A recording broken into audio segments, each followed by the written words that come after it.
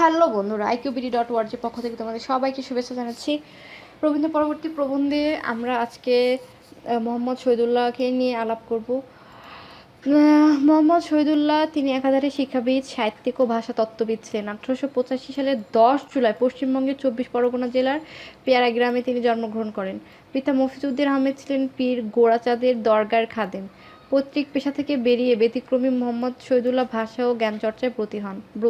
তিনি ছোটবেলায় ঘরোয়া পরিবেশে উর্দু, ফার্সি ও আরবি শেখেন এবং স্কুলে সংস্কৃত পড়েন।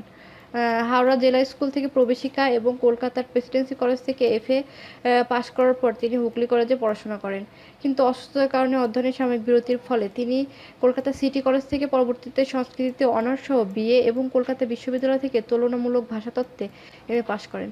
2 বছর পর তিনি বিএল ডিগ্রি অর্জন করেন। মোহাম্মদ শহীদুল্লাহ যশোর জেলা স্কুলের শিক্ষক হিসেবে কর্মজীবন শুরু করেন। তারপর সীতাকুণ্ড হাই স্কুলে কিছুকাল প্রধান শিক্ষকের দায়িত্ব পালন করেন এবং পরবর্তীতে 24 পরগনা জেলার বসিরহাটে আইন ব্যবসায় নিযুক্ত হন। এখানে তিনি পৌরসভার ভাইস চেয়ারম্যান পদে নির্বাচিত হন। এরপর কলকাতা বিশ্ববিদ্যালয়ের দীনেশচন্দ্র শ্রেণীর তত্ত্বাবধানে শরৎচন্দ্র লাহিড়ী গবেষণা সহকারী হিসেবে কাজ করেন।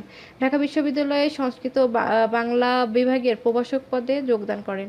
ঢাকা বিশ্ববিদ্যালয়ের অধ্যাপনা তার জীবনের সর্বাপেক্ষা তাৎপর্যপূর্ণ অধ্যায়। এখানে শিক্ষাদানকালে তিনি বাংলা ভাষার উৎপত্তি সম্পর্কে মৌলিক গবেষণা করেন এবং 1925 সালে প্রমাণ করেন যে গৌড়ী বা মাগধী প্রাকৃত থেকে বাংলা ভাষার উৎপত্তি হয়েছে। বন্ধুরা, তাহলে যদি বলা হয় গৌড়ী ও মাগধী প্রাকৃত থেকে বাংলা ভাষার উৎপত্তি হয়েছে, এটি কার মতবাদ? এটি অবশ্যই মোহাম্মদ শহীদুল্লাহর মতবাদ।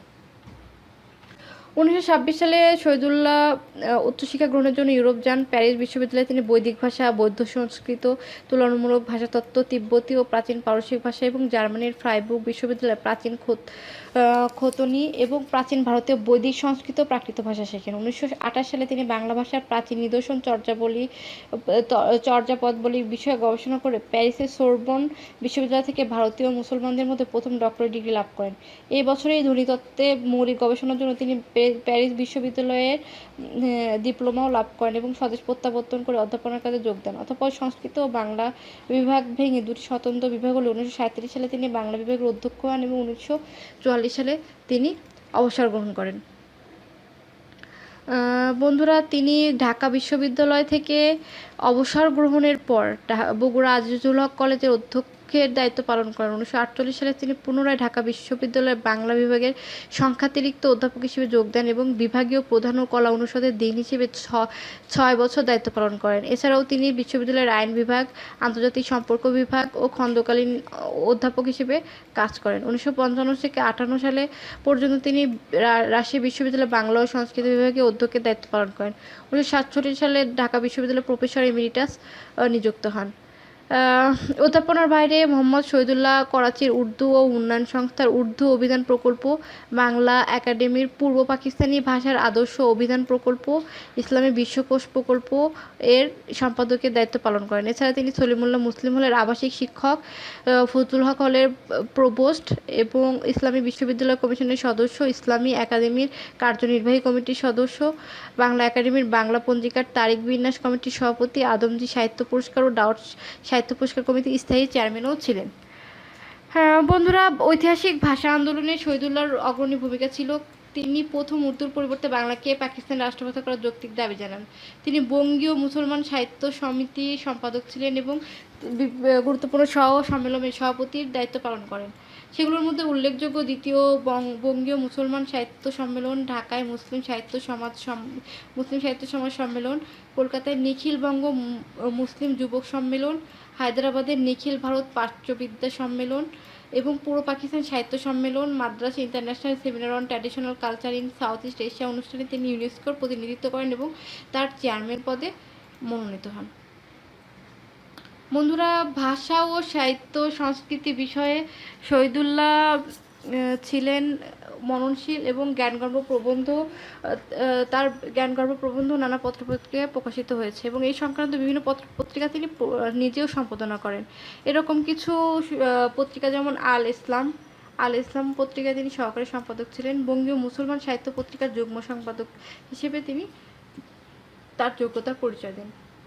এছাড়া তার সম্পাদনা প্রকাশনে মুসলিম বাংলার প্রথম শিশু পত্রিকা আঙ্গুর আত্মপ্রকাশ করে। বন্ধুরা, তোমাদের এই প্রশ্ন আসতে পারে, শিশু পত্রিকা আঙ্গুর কার প্রকাশনা সম্পাদক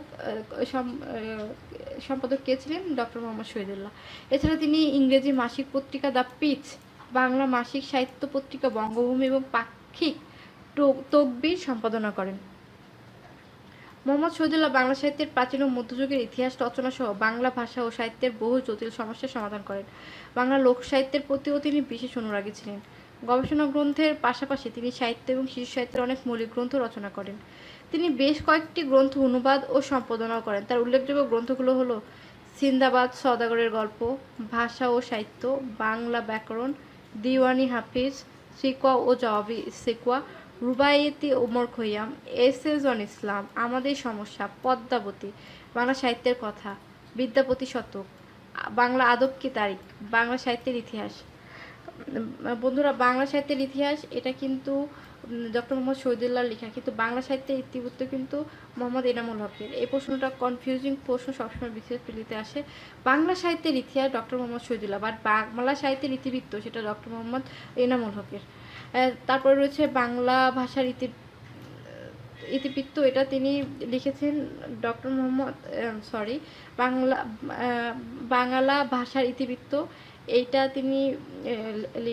এটা তিনি লিখেছেন। আবার বলি, কনফিউশন আসে, বাংলা সাহিত্যের ইতিহাস এবং বাংলা সাহিত্যের ইতিবৃত্ত, আবার বাংলা ভাষার ইতিবৃত্ত। তো বাংলা ভাষার ইতিবৃত্ত আর বাংলা সাহিত্যের ইতিবৃত্ত দুটো সবসময় কনফিউশন লেগে যায়। তাহলে বন্ধুরা, তোমরা সবসময় মনে রাখবা, বাংলা ভাষার ইতিবৃত্ত ডক্টর মোহাম্মদ শহীদুল্লাহ আর বাংলা সাহিত্যের ইতিবৃত্ত মোহাম্মদ এনামুল হকের। এরপর হচ্ছে কোরআন শরীফ, অমর কাব্য, সেকালের রূপকথা ইত্যাদি। তার সম্পাদিত আঞ্চলিক ভাষার অভিধান এক বিশেষ কীর্তি। মোহাম্মদ আব্দুল হাইয়ের সঙ্গে তিনি যুগ্ম সম্পাদনায় রচনা করেন traditional culture in east Pakistan. এছাড়া রয়েছে বুদ্ধিস্ট মিস্টিক সংস, এই গ্রন্থটি চর্যাপদের অনুবাদ এবং সম্পাদনা কর্ম। তিনি প্রথম প্রমাণ করেন যে চর্যাপদ সম্পূর্ণ বাংলা ভাষায় রচিত। এর ধর্মতত্ত্ব নিয়েও তিনি আলোচনা করেন।